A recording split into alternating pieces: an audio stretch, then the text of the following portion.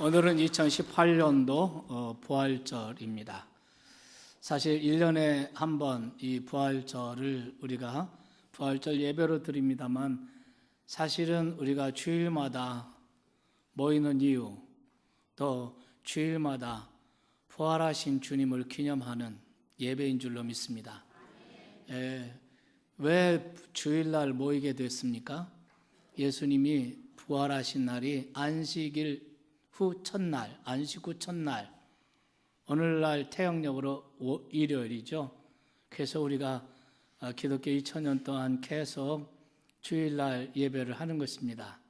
그러니까 사실 오늘 이 부활절만이 아니라 주일날 모여서 예배할 때마다 우리는 부활의 주님을 경배하고 찬양하는 줄 믿습니다.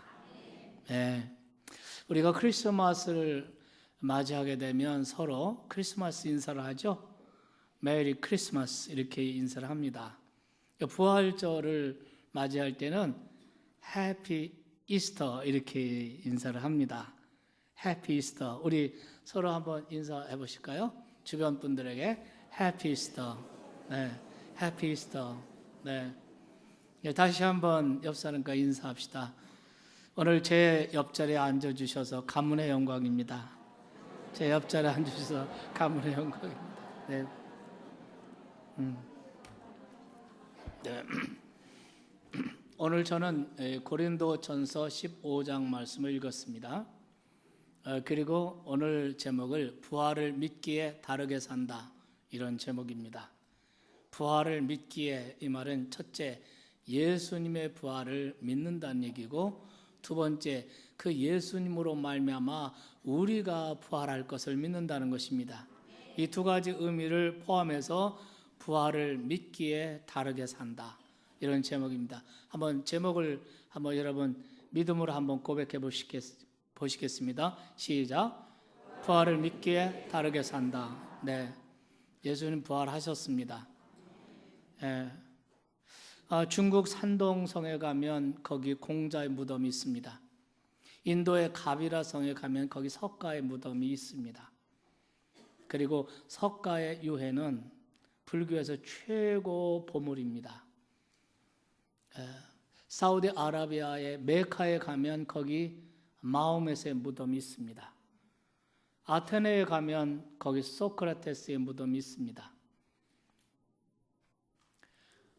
공산주의자 레닌이나 혹은 모택동이나 김일성이나 이런 사람들의 시신은 미라로 보관을 하고 있습니다. 그 미라, 그 시신을 보관하는 경비가 1년에도 수억이 들어갑니다. 그러나 예수 그리스도는 시신이 없습니다. 예수 그리스도는 부활하셨습니다. 예수 그리스도의 무덤은 빈 무덤입니다. 역사 이래, 유사 이래 죽음을 이긴 자 아무도 없었지만, 어떤 영웅 혹은 그 누구도 죽음을 이긴 자 없었지만, 오직 예수님만이 죽음을 이기셨습니다. 오늘은 바로 그 사실을 증거하는 성경을 읽었습니다. 여러분, 오늘 우리가 읽은 본문을 포함한 고린도전서 15장을 많은 사람들이 부활장이라고 부릅니다. 이 부활장 1절부터 58절까지 되어 있는데, 1절부터 19절까지가 이 장의 전반부라고 할 수 있습니다. 이 전반부의 핵심 메시지는 예수 그리스도께서 죽은 자 가운데서 부활하셨다는 것입니다. 그리고 이 15장의 그 후반부 20장 말씀부터는 그를 믿는 자들에게 부활이 보장되어 있다라는 메시지, 이 위대한 진리를 선포하고 있습니다. 그러니까 이 고린도전서 15장의 전반부는 예수님의 부활의 사실성, 예수님 부활하셨다라는 것이고, 두 번째, 그 부활이 나와 무슨 관계가 있냐? 예수 그리스도는 부활의 첫 열매가 되셔서 우리 부활의 보증이 되셨다. 우리가 그에게 속해 있는 우리가 부활할 것이다. 이 부활의 소망을 많은 유혹과 많은 핍박 가운데 흔들리고 있는 고린도 교인들에게 이 부활의 소망을 전하고 있는 것입니다. 그리고 부활의 순서에 대해서 이렇게 설명을 하죠. 23절 말씀에 보면 그러나 각각 자기 차례대로 드리니 먼저는 첫 열매인 그리스도요 다음에는 그가 강림하실 때 그리스도에게 속한 자요 이렇게 얘기를 합니다. 부활의 첫 열매는 누구입니까? 예수 그리스도이십니다. 그 다음에 예수께서 재림하실 때 누가 부활한다는 것입니까? 그에게 속한 자. 아멘. 여러분, 그리스도인이 어떤 사람들입니까? 그리스도인에 대한 가장 아름다운 성경적 정의가 무엇일까요? 오늘 여기 말씀을 보면은 되어 있죠? 누가 그리스도인입니까? 교회 다니는 사람이 그리스도인입니까? 교회 다닌다고 다 그리스도인은 아닙니다. 오늘 성경 이렇게 말하죠. 그리스도에게 속한 자. 개역성경에는 그에게 붙은 자. 이것이 그리스도인에 대한 가장 아름다운 성경적 정의입니다. 그리스도인은 누구입니까? 그리스도에게 속한 자. 그리스도에게 붙은 자. 그리스도와 연합된 자인 줄 믿으시기 바랍니다. 그들에게 약속된 소망이 무엇입니까? 그리스도에게 속한 자, 그와 연합한 자, 그게 붙은 자. 이 그리스도인들에게 약속된 가장 위대한 약속, 가장 위대한 소망은 무엇입니까? 예수 부활하신 것처럼 그들도 부활하게 된다는 것입니다. 그래서 바울께서는 로마서 8장 11절에서 이런 말씀을 하십니다. 예수를 죽은 자 가운데서 살리신 이의 영이 너희 안에 거하시면 그리스도 예수를 죽은 자 가운데서 살리신 이가 너희 안에 거하신 그 영으로 말미암아 너희 죽을 몸도 살리시리라. 우리의 죽을 썩고 멸망할 영원히 멸망할 우리의 뭐를 살리시리라?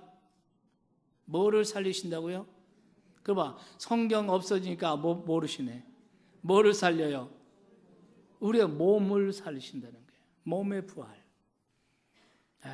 그래서 23절에 이렇게 말합니다. 23절을 보실까요?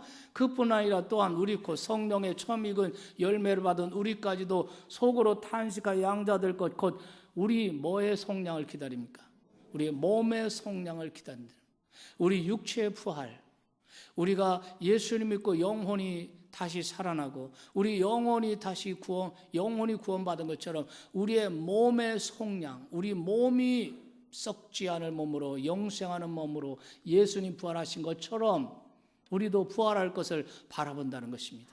그것을 기다린다는 것입니다. 할렐루야. 오늘 아침에 우리 박정수 목사님께서 설교를 하셨습니다. 우리가 예수님의 부활을 믿고 또 우리의 부활을 소망하는 우리 신앙의 여정을 부활의 여정이라고 설명하셨습니다. 신학자로서 정말 너무나 귀한 말씀입니다. 우리의 신앙을 우리가 성화의 과정으로 우리가 볼 수도 있고 예수님을 온전한 예수님의 모습을 닮아가는 과정으로서의 우리의 신앙생활을 그 과정을 이렇게 규명하고 설명할 수도 있지만 오늘 아침에 우리 박정수 목사님께서 우리 신앙생활이란 결국 몸의 구속을 기다리는 부활의 여정인 것이다. 여러분, 예수 그리스도가 사망의 권세를 깨뜨리고 죽은 자 가운데서 부활하셨다는 그 사건 자체도 우리는 정말 놀라운 은혜고 놀라운 감동이고 위대한 역사입니다. 인간이 사망을 이긴 역사가 어디 있습니까? 다 사망 앞에 다 삼켜버리고 말았습니다. 그러나 예수 그리스도는 부활하셨습니다.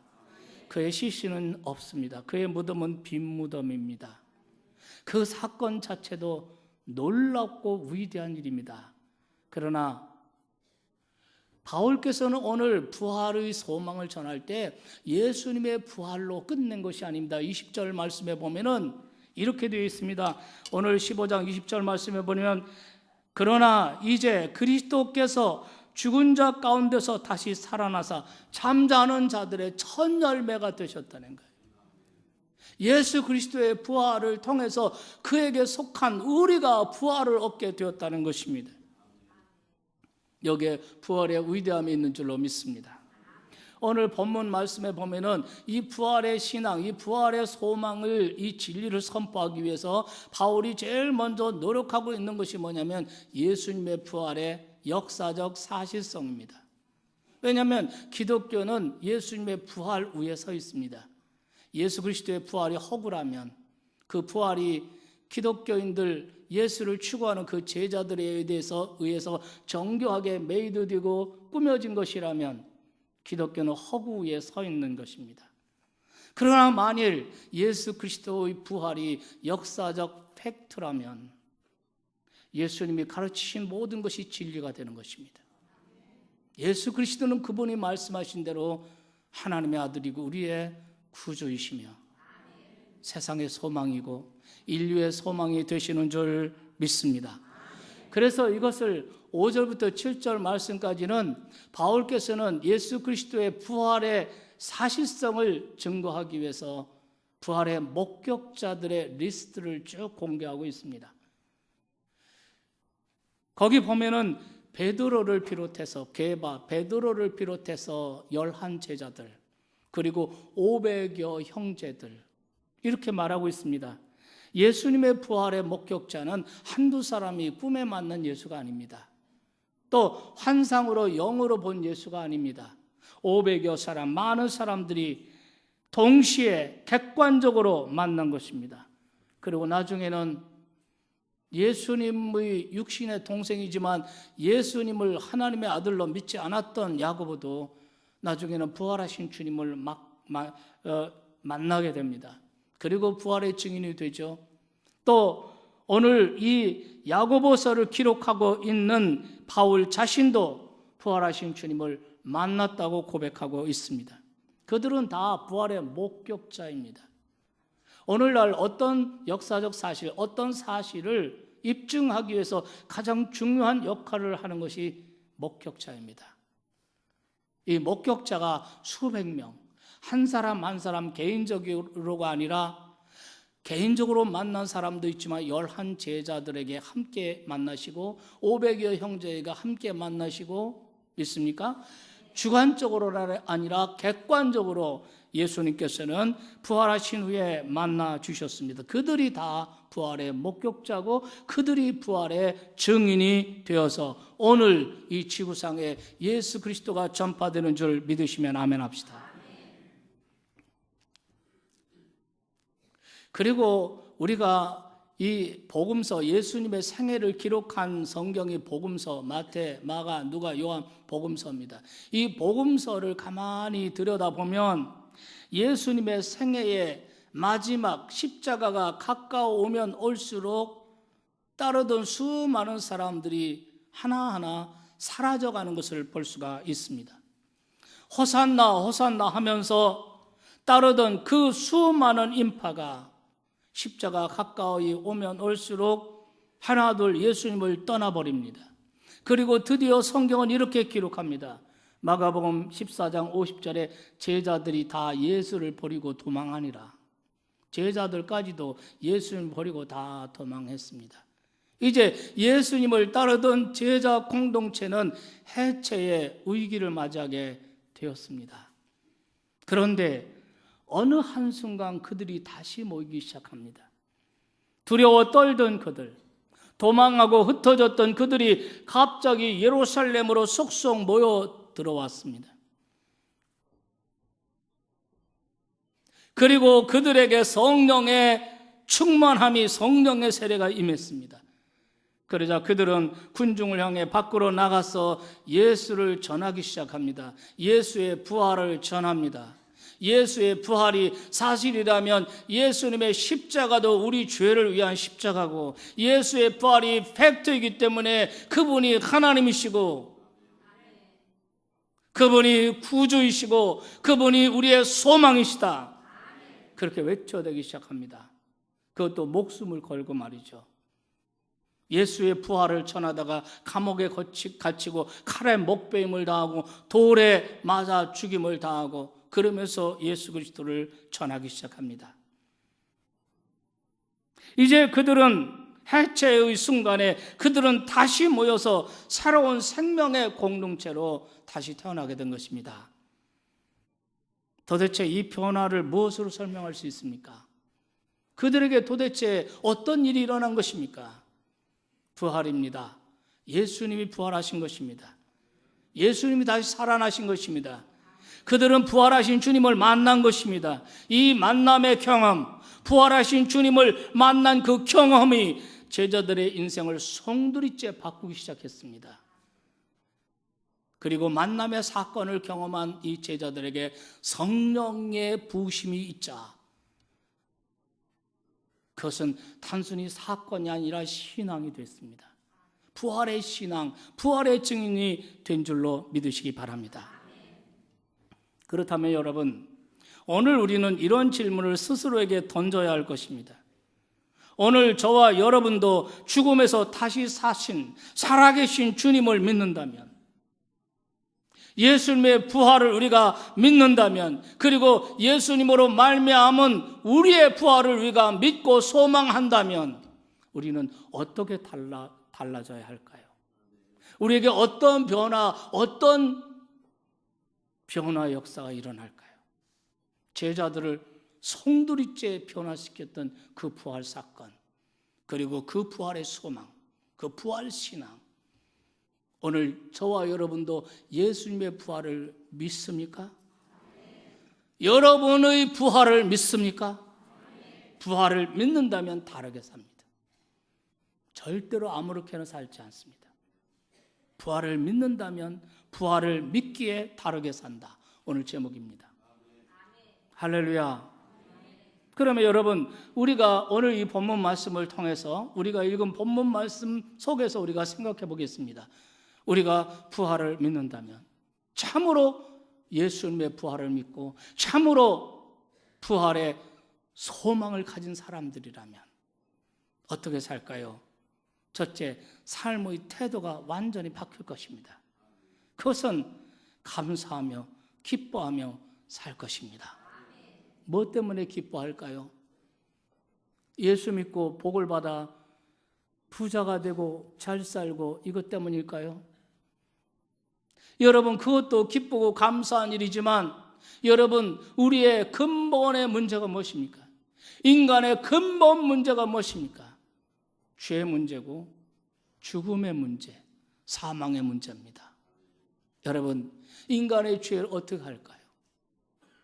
우리의 범한 이 죄의 값은 사망이라고 했는데 여러분, 이 죄 어떻게 할까요? 시간이 지나면 없어지는 것입니까? 묻혀버리는 것입니까?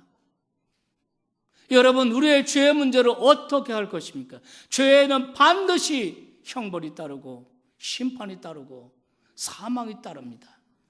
죄의 문제 어떻게 할 것입니까? 어떤 방법으로 이 죄의 문제 어떻게 해결할 것입니까? 적어도 예수님을 진정 믿는 사람이라면 적어도 우리는 죄의 문제를 해결했습니다. 우리의 죄는 예수 그리스도께서 십자가에서 피 흘려 죽으심으로 내 죄값을 다 지불해 주셨습니다. 여러분, 그것을 어떻게 믿습니까? 2000년 전에 예수님이 십자가에 달려 돌아가신 것이 오늘 내 죄의 값 때문에 내 죄값을 치러주시기 위해서 십자가에 죽으셨다. 이거 어떻게 믿습니까?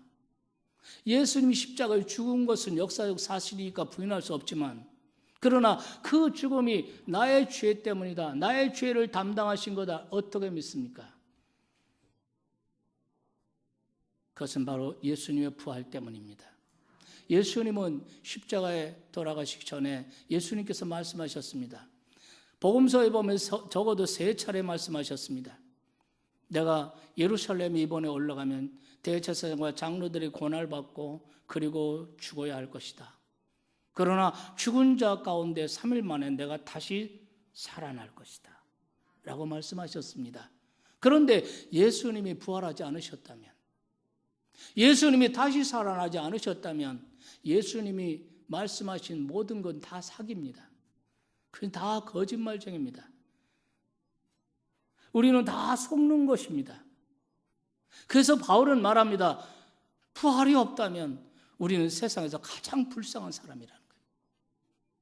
그러나 만일 예수님의 부활이 역사적 사실이고 팩트라면, 그렇다면 예수님 말씀하신 대로 예수님의 십자가는 바로 우리 죄의 문제를 위해 십자가에 지신 겁니다. 예수님의 부활이 사실이라면 예수님이 가르친 모든 말씀은 다 진리가 되는 것입니다. 천국도 진리가 되는 거고 지옥도 진리가 되는 것이고 예수님 말씀하신 모든 것은 다 진실이 되고 진리가 되고 사실이 되는 것입니다. 그래서 오늘 이 본문에서 부활의 복음을 증거할 때 바울이 제일 먼저 강조하고 확고하게 증거하는 것이 뭐냐면 예수님의 부활의 역사성입니다. 사실성입니다. 목격자들을 대고 있지 않습니까? 여러분, 예수님께서 십자가에 죽으신 것, 우리 죄를 대신해서 죽으신 것이라는 사실을 입증한 것이 부활입니다. 그리고 최대의 문제가 뭡니까? 죽음입니다. 인간은 죽음 앞에 그 어떤 명예, 어떤 자랑, 어떤 것도 의미를 잃습니다. 죽음은 모든 것을 삼켜버립니다.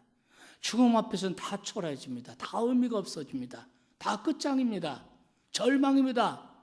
여러분, 이 죽음이 과학으로 해결할 수 있습니까? 과학으로 이 사망의 문제 해결할 수 있습니까? 종교로 해결할 수 있습니까? 이 세상의 어떤 종교의 창시자도 자기 자신도 사망에 삼킨 바 되었습니다. 무덤을 남겼습니다. 그 안에 시신이 있습니다. 죽음의 문제를 해결하신 분은 오직 하나님의 아들 예수 그리스도입니다. 사망의 권세를 이기고 죽은 자 가운데 살아나셨습니다. 그렇기 때문에 여러분, 우리가 적어도 진정한 그리스도인이라면 우리의 인생의 가장 중요한 두 가지 문제, 죄의 문제 해결받고 사는 사람이고 죽음의 문제, 사망의 문제 해결받고 사는 사람인 줄 믿으시기 바랍니다. 그렇기 때문에 우리가 해야 할 것, 우리의 삶의 태도, 어떤 환경, 어떤 역경, 어떤 상황 속에서도 우리는 감사할 것밖에 없습니다. 감사하며 사시기를 주의 이름으로 축원합니다. 여러분, 예수님께서 그 제자들이 예수님께 와서 말합니다. 예수님, 베다니의 나사로가 드디어 죽었습니다. 나사로가 죽었다는 소식을 듣고 예수님께서 제자들에게 말씀하십니다. 아니다, 죽은 것이 아니라 자고 있는 것이다. 이제 내가 그를 깨우러 갈 것이다. 믿습니까? 예수님께서 그 나사로의 무덤에 가서 그 나사로를 다시 살리신 줄 믿으시기 바랍니다. 여러분, 이게 뭡니까? 예수님이 죽음을 어떻게 보십니까? 죽음은 잠자는 것이라는 거예요. 네. 오늘 20절 말씀에도 보면은 잠자는 자들의 첫 열매가 되셨도다. 성경은 죽음을 잠드는 것으로 봅니다. 여러분, 예수 그리스도를 통해서 사망의 문제를 해결받은 사람은, 죽음의 문제를 해결받고 사는 사람들은 죽음을 죽음으로 보지 않아요. 죽음을 안식으로 보고 죽음을 잠자는 것으로 보는 것입니다. 그러니까 죽음이 두렵지 않아요. 죽음 앞에서 평화할 수 있습니다. 여러분, 고된 하루의 일을 마치고 그리고 침실에 그 침상에 들 때 두려워하는 사람이 어디 있습니까? 안식하는 건데요. 죽음은 잠시 안식의 과정일 뿐입니다. 그리스도 예수님 다시 오시면 우리의 썩어진 몸도, 흙이 되어버린 우리의 몸도 주님 부활하신 것처럼 썩지 아니할 몸, 영생하는 몸으로 변화될 것을 믿으시기 바랍니다. 이것이 부활 신앙입니다. 예. 단순히 예수님의 부활 사건만을 믿는 것이 아니라, 그게 부활 신앙이 아니라 예수님의 부활로 말미암아 결국 나도 부활의 첫 열매 되신 예수님처럼 부활할 것이라는 신앙을 갖는 것입니다. 이게 부활 신앙입니다. 부활 사건이 부활 신앙화되어야 됩니다.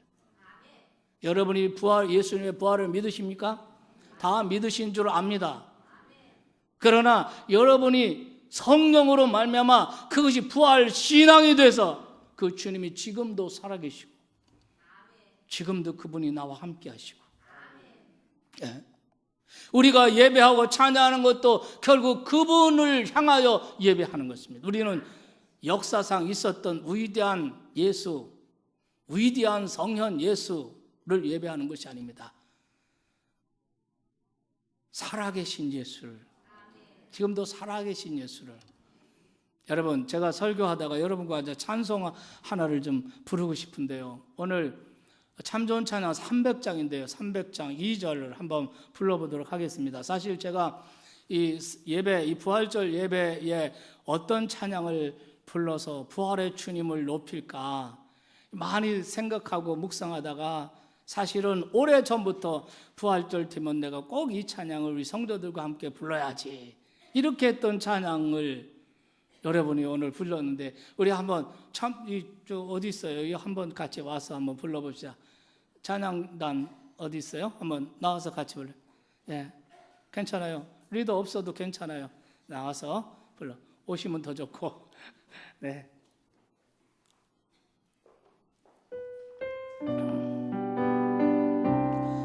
참 좋은 찬양 300장이죠. 이 땅 위에 오신, 아니 2절 잠깐 2절 주세요. 2절 주세요. 우리 고대 안에 주님 오실 그날 다시 사신 왕의 영광 이 땅 비치네. 안에 주님 오실 그날 다시 사신 왕의 영광 땅을 비추네. 사단의 권세는 주 앞에 무너져 생명과 진리의 주범세 가장 높도다. 우리 예수 이름 앞에 절하고 모든 입이 주를 시기네. 만종에 오실 줄 보리라. 선포해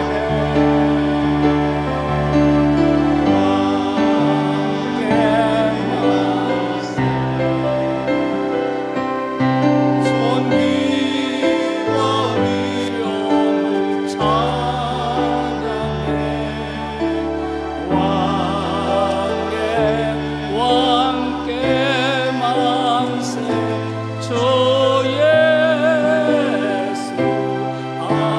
왕께 만세. 왕께 만세. 존귀와 위엄을 찬양해. 왕께 만세 주 예수 하나님.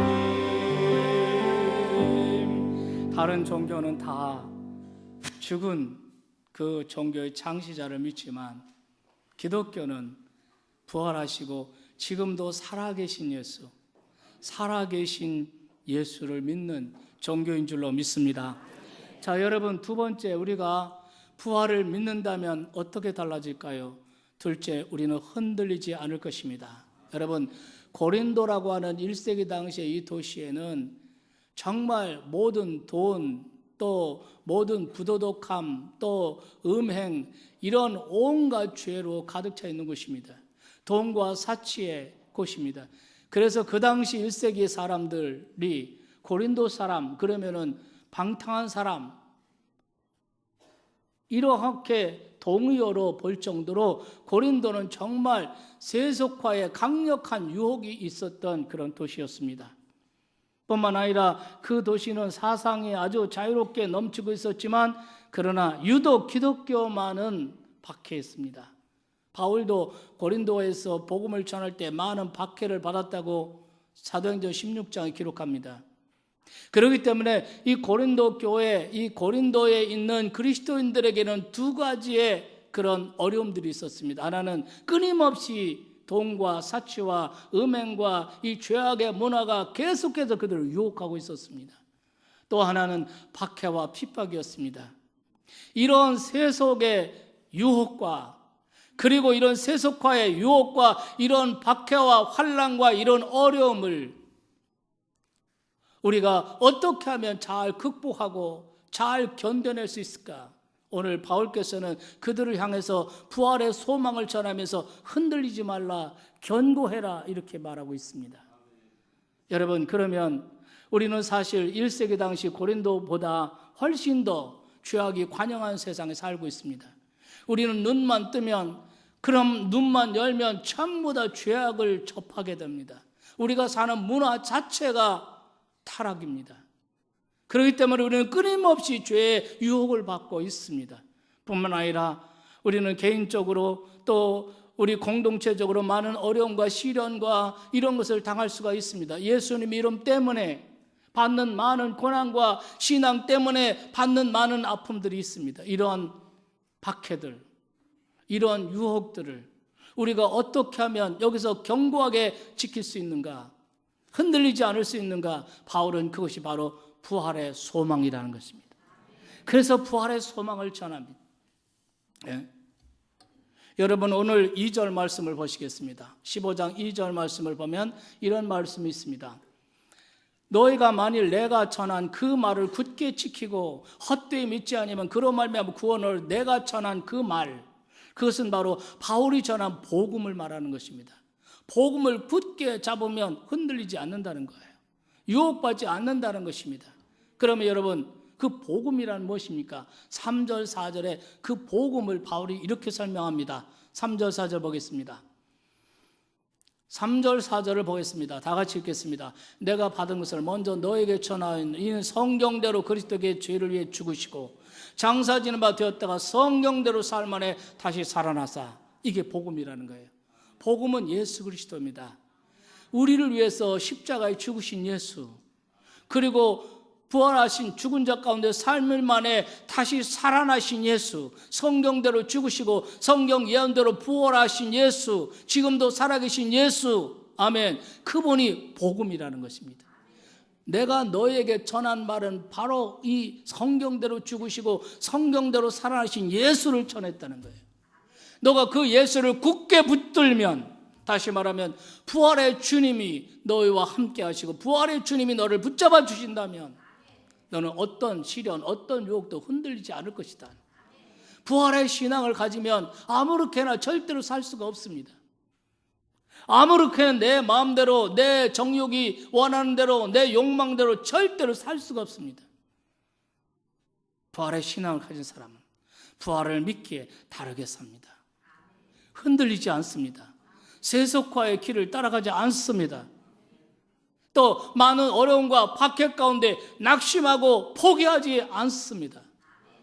부활의 신앙을 가진 사람은 흔들리지 않는다. 그 다음에 세 번째, 부활의 신앙 가진 사람은 58절에 이렇게 말하고 있습니다. 58절에 보면 58절 말씀 보시겠습니다. 다 같이 한번 읽어보실까요? 58절. 그러므로 내 사랑하는 형제들아 견실하며 흔들지 말고 그 다음에 항상 주의 일에 더욱 힘쓰는 자들이 되라. 부활을 믿는다면 부활을 믿기에 주의 일에 더욱 힘쓰는 자가 되는 것입니다. 그렇다면 주의 일이라는 이게 뭐냐는 것입니다. 주의 일, 이 주의 일이 무엇입니까?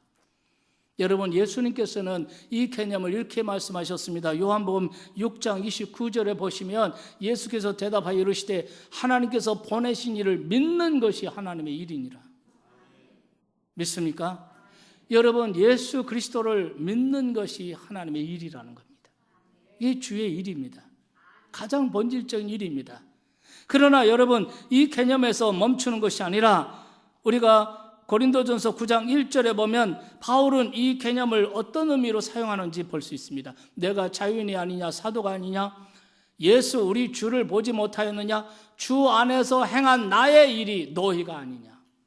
고린도 교인들을 향해서 편지를 보내면서 나의 행한 일, 주 안에서 내가 행한 일, 고린도에 가서 내가 시간을 투자하고 마음을 쓰고 또 많은 박해와 환난을 받아가면서 내가 한 주의 일이 뭐냐? 내가 주의 한 일은 바로 너희 고린도 교인들이라는 것입니다. 그러니까 이 말은 무슨 말이냐면 주의 일이 뭐냐? 고린도라고 하는 도시에 가서 많은 박해와 많은 환난 받아가면서 바울이 부지런히 예수 그리스도의 복음을 전하고 사람들에게 전도하고 그들이 예수님을 믿게 되고 그들이 구원과 영생을 얻게 되었고 그래서 고린도 제자 공동체 교회를 세우게 되었고 아멘. 그 사람들을 온전한 하나님의 사람으로 세워가기 위해서 기도하고 섬기고 이것이 주의 일이라는 것입니다. 다시 말하면 주의 일이란 무엇입니까? 주의 일이란 첫째는 하나님이 보내신 예수 그리스도를 잘 믿는 일이고 두 번째로는 이 예수 그리스도를 사람들에게 열심히 전해서 그 사람들로 하여금 영생에 이르게 하고 구원받게 하는 일인 줄 믿으시기 바랍니다. 그들이 만일 교회로 예수를 믿고 들어왔다면 그 사람들을 우리가 잘 섬기고 위해서 기도하고 도와서 그래서 그들이 영생에 이르는 열매로 무르익어 가게 하는 것, 그것이 주의 일이라는 것입니다. 우리가 교회 안에서 봉사하는 모든 것이 다 주의 일입니다.